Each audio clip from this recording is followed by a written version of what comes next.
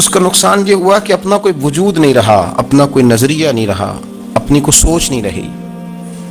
ایسے محسوس ہوتا ہے کہ کوئی منشور نہیں، کوئی دستور نہیں، لگام منہ میں ہے اور اس کا سرا کسی کے ہاتھ میں ہے، وہ جدھر چاہتا ہے ہمیں گھما لیتا ہے. اللہ فرماتے ہیں یوں نہ ہو جانا کہ تم رب کو بھلا دو اور پھر تمہیں اپنا آپ بھی بھول جائے. اولئک هم الفاسقون، فرمایا یہ وہ لوگ ہیں جو نافرمان ہیں اللہ کے، یہ نافرمان ہے. جب یہ نظریہ بن گیا، جب یہ ذہن بن گیا کہ پیدا اللہ نے کیا ہے، دینا اللہ نے ہے، عطا کرنے والا اللہ ہے، نوازنے والا اللہ ہے، تو پھر ساری توجہ دنیا داروں کی طرف رکھنا. میں اللہ والوں کی طرف توجہ رکھنے کا قائل ہوں، میں وہ سمجھتا ہوں، ہم اس چیز کے قائل ہیں، لیکن وہ بھی کوئی آستانہ ہے کہ جہاں حق مرشد کا نعرہ تو بڑا لگے پر رب کا نام ہی نہ سننے کو ملے. یہ بھی کوئی بات ہوئی کہ جہاں یہ تو نعرہ زور سے لگے کہ جیوے جیوے مرشد جیوے، لیکن استغفار کا درس ہی نہ ملے. جہاں ہر وقت یہ بتایا جائے کہ یہاں آ گئے تو بچ گئے. کیسے بچیں گے؟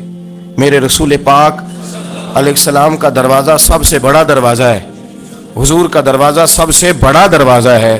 لیکن میرے دوستو یاد رکھنا، نبی پاک علیہ السلام نے بھی لوگوں کو جب رستہ دکھایا ہے تو رب کریم کا رستہ دکھایا ہے، اللہ کا رستہ دکھایا، اللہ کریم کا رستہ دکھایا، لوگوں کو رب کی طرف توجہ کرائی. میرے رسول کریم سید عالم صلی اللہ تعالی علیہ وسلم نے لوگوں کی اللہ کی جانب توجہ کرائی اور لوگوں سے یہ کہا کہ وہ اپنے رب کریم کی جانب اپنا ذہن رکھیں، اپنی توجہ اپنے اللہ کی جانب مبذول کریں. میری بات کو اچھے طریقے سے سمجھیے گا. علم اللہ تبارک و تعالی عطا کرتا ہے تو اسے اللہ کی عطا ہی سمجھنا چاہیے. کچھ لوگوں کے پاس علم ہوتا ہے پر علم نافع نہیں ہوتا، وہ ٹامک ٹونجا مارتے رہتے ہیں ساری زندگی. علم کو اللہ کی عطا سمجھیں، اپنی عقل پر اپنے شعور پر زیادہ بھروسہ نہ سمجھیں، نظر اللہ پہ رکھیں. حضرت مولا علی شیر خدا کرم اللہ تعالی وجہہ الکریم سے کسی نے پوچھا تھا بڑا عالم کون ہوتا ہے؟ ہمارے ہاں تو اب وہ والے عالم پائے جاتے ہیں نا، اللہ ماشاءاللہ، جو ممبر پہ بیٹھتے ہیں تو دعوے ہی دعوے ہیں، ممبر پہ بیٹھتے ہیں تو دعوے ہی دعوے ہیں. اس طرح کے عالم ہمارے ہاں پائے جاتے ہیں، وہ ہر بات میں دعویٰ کرتے ہیں، میں یہ کر دوں گا، میں وہ کر دوں گا. یہ مزاج علماء کا نہیں. حضرت علی المرتضیٰ سے کسی نے پوچھا بڑا عالم کون ہوتا ہے؟ فرمایا بڑا عالم وہ ہوتا ہے کہ جسے مسئلے کا پتہ نہ ہو تو وہ کہہ دے مجھے نہیں پتا، میں پتہ کر کے بتاؤں گا، غلط بات بیان نہ کرے. امام مالک سے کسی نے کوئی مسئلہ پوچھا تو آپ فرمانے لگے مجھے اس سوال کا جواب نہیں آتا، ہمارے بزرگ سمجھاتے کیا ہیں. وہ کہنے لگا آپ اتنے بڑے امام ہیں تو اس سوال کا جواب نہیں آتا. آپ فرمانے لگے اگر مجھے ہر سوال کا جواب آتا پھر تو میں خدا ہوتا. مجھے ہر سوال کا جواب نہیں آتا، مجھے تو اتنا آتا ہے جتنا میرے رب نے مجھے عطا کر دیا ہے. اپنی نظر اللہ پہ رکھیں، نکل آئیں اس معمے سے باہر کہ میں کوئی بلا ہوں، مجھے بڑا پتہ ہے، میرے پاس 6 ڈگریاں ہیں، مجھے 10 جگہ پہ تدریس کا شغف حاصل ہے. اس سے نکلیں باہر. قرآن مجید دیکھیے گا، اللہ تعالیٰ نے ارادہ قدرت فرمایا کہ میں حضرت آدم کو بناؤں گا. پھر بنانے کے بعد فرمایا فرشتوں سجدہ کرو آدم کو. سب نے سجدہ کیا الا ابلیس ابا واستکبر وکان من الکافرین. سب نے سجدہ کیا سوائے ابلیس کے، اس نے انکار بھی کیا، تکبر بھی کیا اور کافروں میں سے ہو گیا. تو یہ جب اللہ تعالیٰ نے سجدہ کرایا تو کیسے کرایا؟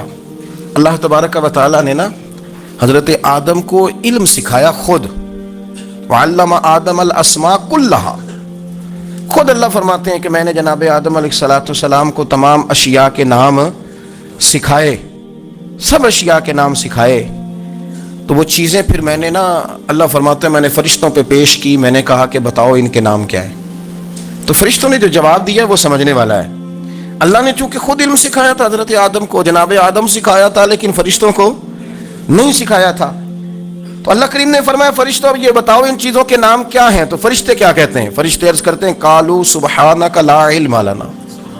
آپ کبھی یقین کریں اس چیز کی لذت لیں تو مزہ آ جائے. کہا قالوا سبحانک، کہنے لگے تو پاک ہے.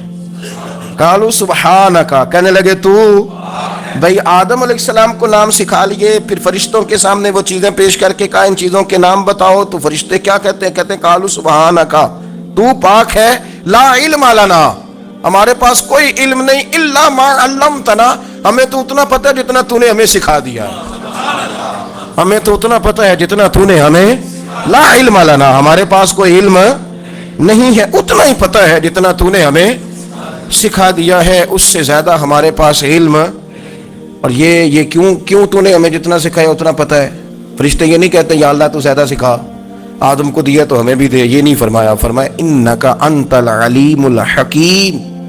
اے اللہ تو علم والا بھی ہے اور حکمت والا بھی ہے, تجھے پتہ ہے کس کو کتنا دینا ہے.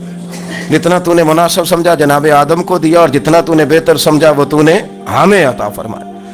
تو اگر آپ کے پاس علم ہے, کہیں نالج ہے, اس کو اللہ کی عطا سمجھیں. ہمارے ہاں بہت سارے لوگ بن کے بیٹھ جاتے ہیں. میں اکثر کہتا ہوں کہ پھر وہ دعوے کرتے ہیں میرے علاقے والے جاہل ہیں, میرے شہر والے جاہل ہیں, میرے خاندان والے پڑھے نہیں. یہ آپ کا دعویٰ ہے, یہ آپ کو خراب کر دے گا.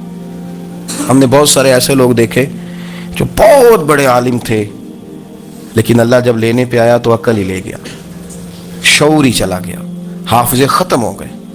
آپ دیکھتے ہیں بڑھاپے میں کچھ لوگ ایسے ہوتے ہیں کہ جن کو یہ بھی یاد نہیں رہتا کہ میرا نام کیا ہے, میں کہاں ہوں, مجھے کدھر جانا ہے.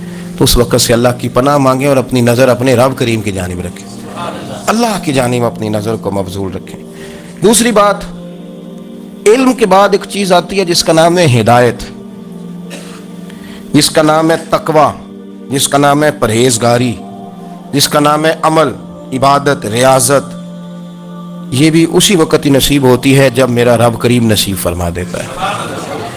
ہم نے نا نیکی کا اپنا اپنا سٹیٹس بنا لیا ہے, اپنا اپنا معیار بنا لیا ہے. کچھ لوگ کہتے ہیں کہ جناب مسجد میں سیمٹ کا توڑا دینے سے بہتر ہے کسی غریب کو آٹے کا تھیلا دے دو. اب اس نے اپنا مزاج بنا لیا نا نیکی کا, اس نے اپنا سٹیٹس بنا لیا. میرا یہ سوال ہے کہ نبی پاک صلی اللہ تعالیٰ علیہ وسلم جب مدینہ شریف آئے تھے تو حضور نے سب سے پہلے غریبوں میں آٹا تقسیم کیا تھا کہ سب سے پہلے مسجد بنائی تھی؟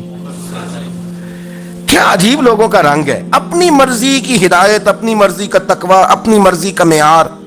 مسجد کوئی بڑا چھوٹا خطیب بھی میری طرح کا ہو نا, تو وہ مسجد میں بیٹھ کے جب نبی پاک کی بات کرتا ہے تو کہتا ہے میرے رسول پاک غریبوں کا سہارا بن کے آئے. وہ غریبوں کی بات کرتا ہے, مسکینوں کی, لاچاروں کی, کمزوروں کی بات. تو مسجد ہی تو وہ ادارہ ہے جہاں سے غریبوں کی بات ہو رہی. تو اب لوگوں نے غریب کو اور مسجد کو لڑانا شروع کر دیا. اس کو لڑاؤ کہ مسجد میں پیسے دینے سے بہتر ہے آپ غریب کو آٹے کا تھیلا دے دیں. آپ یہ کیوں نہیں کہتے کہ مسجد میں بھی آپ تھوڑا دیں ایک سیمٹ کا, اور ساتھ غریب کو بھی خدمت کریں؟ یہ کیوں نہیں تقویٰ؟ اپنی اپنی مرضی کا مزاج, اپنی اپنی. کچھ لوگ کہتے ہیں چھوڑو جی, ساری زندگی انسان نماز پڑھتا رہے اور پھر گالیاں بھی دیتا رہے, بندہ داڑھی بھی رکھ لے اور جھوٹ بولنا بھی نہ چھوڑے. تو یہ آپ نے اپنے پاس سے تقوی کا معیار بنایا. گالی دینے کا گناہ ہے اور داڑھی رکھنے کا ثواب ہے. تو اگر آپ داڑھی رکھے ہوئے ہیں اور آپ کوئی غلطی کر رہے ہیں تو اس سے آپ کی داڑھی کا ثواب ختم, اللہ کرے آپ کو سمجھ آئے میری بات کی. آپ کوئی غلطی کر رہے ہیں, داڑھی کا ثواب اس سے ختم, وہ اپنی جگہ پہ قائم ہے چیز. اپنی مرضی کا کیوں تقوی کا معیار بناتے ہیں؟ تقوی کا مزاج اپنی مرضی کا نہ بناؤ. اللہ کی بارگاہ سے دعا مانگو کہ یا اللہ ہمیں ہدایت کا نور عطا فرما, اللہ تو ہمیں رستہ دکھا, تو بتا کہ ہدایت کیا ہے. ترا فرماتا ہے اللہ ولی الذین آمنوا, اللہ مومنوں کا مددگار ہے. یخرجہم من الظلمات الی النور, وہ انہیں اندھیروں سے نکالتا ہے اور نور کی طرف روشنی عطا فرماتا ہے. اندھیروں سے نور کی طرف اللہ لاتا ہے. اللہ ولی, اللہ مومنوں کا ولی ہے, وہ انہیں اندھیروں سے نور کی طرف نکالتا ہے. ہدایت ہمیشہ اللہ کی طرف سے سمجھے. جب وہ نماز کی توفیق دیتا ہے تو اپنے فضل سے دیتا ہے, جب وہ ذکر کی توفیق دیتا ہے تو اپنے فضل سے. ہم سمجھتے ہو جی فلانا نہیں پڑھ رہا بڑا بیوقوف ہے, فلانا نہیں پڑھ رہا, تو تم کیا اپنی عقل کے زور پہ پڑھ رہا ہے؟ میں جی اللہ کے فضل سے 2 سپارے پڑھتا ہوں, تو کس پہ احسان کرتے تو 2 سپارے پڑھ کے رویا کر. کہا اگر مالک تو بڑا قریب نہیں, بڑے لوگ ہیں جن کو پورا قرآن حفظ ہے پر انہیں پڑھنے کی توفیق نہیں, تو نے فضل کیا اور مجھے توفیق دے دی ہے پڑھنے. رویا کر, پڑھ کے رویا کر. راتی ساری کر کر زاری, او نیند اکھاں تھی توندے, تے فجرے اوہی گناہگار کہاون سب تو نیوے ہوندے. مہربانی کریں, ڈریں, نیکی کریں تو پھر ڈریں, پھر احساس پیدا کریں, پھر اپنے اندر وہ کمزوری لائیں کہ توبہ توبہ مجھے تو پتہ ہی نہیں, تو جانتا ہی نہیں. حضرت سیدنا امام اعظم ابو حنیفہ رحمۃ اللہ تعالی علیہ کے ساتھ ایک شخص کہتا میں نے نماز پڑھی, تو عشاء کی نماز تھی. یہ جو لوگ بڑے ہوتے ہیں نا, جن کے پیار کرنے والے بڑے ہوتے ہیں, ان کے گرد خوف بھی بڑا ہی ہوتا ہے, انہیں بڑا ڈر لگتا ہے, بڑی بعض اوقات آزمائش ہوتی ہے ان کی. عشاء کی نماز کہتے پڑھی تو امام صاحب نے نا عشاء کی نماز میں تلاوت کی آیتیں فَمَن يَعْمَلْ مِثْقَالَ ذَرَّةٍ خَيْرًا يَرَهُ وَمَن يَعْمَلْ مِثْقَالَ ذَرَّةٍ شَرًّا يَرَهُ، فرمایا جو ذرہ برابر خیر کرے گا وہ بھی قیامت میں دیکھے گا، اور جو ذرہ برابر شر کرے گا وہ بھی قیامت میں اس شر کو دیکھے گا، اس کے سامنے آئے گا۔ تو وہ شخص کہتا ہے کہ سارے لوگ نماز پڑھ کے چلے گئے تو امام صاحب رحمۃ اللہ علیہ نے اپنی داڑھی پکڑی، رو رہے ہیں، کہتے ہیں اور ذرہ برابر نیکی کا بدلہ دینے والے اور ذرہ برابر شر پہ سزا دینے والے میری سفید داڑھی کو دیکھ، مالک میرے ذرے ذرے سامنے نہ لانا، لوگ تو میری بڑی قدر کرتے ہیں دنیا، میں تو بڑا پہچانا جاتا ہوں، لوگ تو میری راہوں میں پھول لیے کھڑے ہوتے ہیں، مجھے بڑا نوازتے ہیں، قیامت میں رسوا نہ کر دینا، میرے لیے مشکل ہو جائے گی۔ وہ کہتے ہیں میں نے امام صاحب کا درد دیکھا، مجھے کوئی کام تھا تو میں چلا گیا، میں نے کہا کہ وہ اس وقت اللہ کی حضور حاضر ہیں تو میں دوبارہ آؤں گا۔ کہتے میں تہجد کے وقت آیا تو امام صاحب وہیں بیٹھے تھے،